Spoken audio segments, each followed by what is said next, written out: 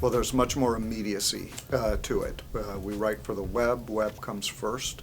And so people want to know immediately what the court has done.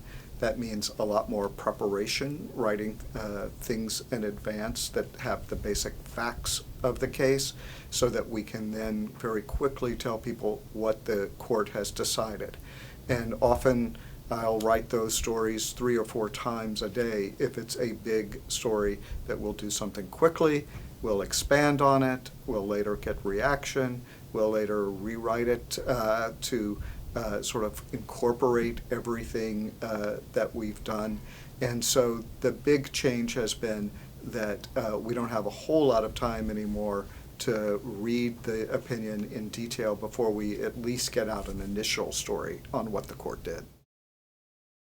Well, I think it's seen as more politicized, certainly. And so, you know, the important thing about covering the court, I think, is to try to explain the reasoning that the justices gave. You know, they like to say that they're the only ones in Washington that have to say why they did something.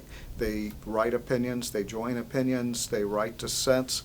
And so I think it's important to say why they did what they did. Now, I think it's still going to be seen in a political way. We have 5 conservative on the court. They've all been nominated by Republican presidents. We have 4 liberals. They've all been nominated by Democratic presidents. It's the first time the court has been like that in a half century or so.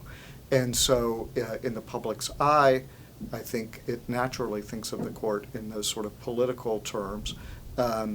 And we have to sort of try to explain what they, at least how they defend their decisions. I think it's far more politicized than it has been in the past. I think that it would be very difficult now for a president of one party to get his or her nominee through a Senate controlled by the other party.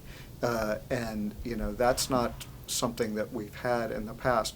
But with all of the recent nominees, you've seen very party line voting on them, despite their qualifications, with only 1 or 2 or a handful of defections from the other party. I always joke that the Supreme Court is a great beat for someone with a short attention span.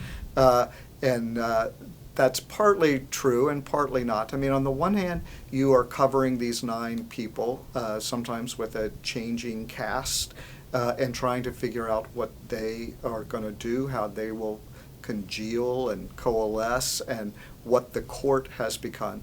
On the other hand, every year there are some new issues at the court, things that you've never heard of before or never learned about, and it's a great learning experience through the cases that come from the court to find out about something you didn't know before. It's almost like being in college sometimes.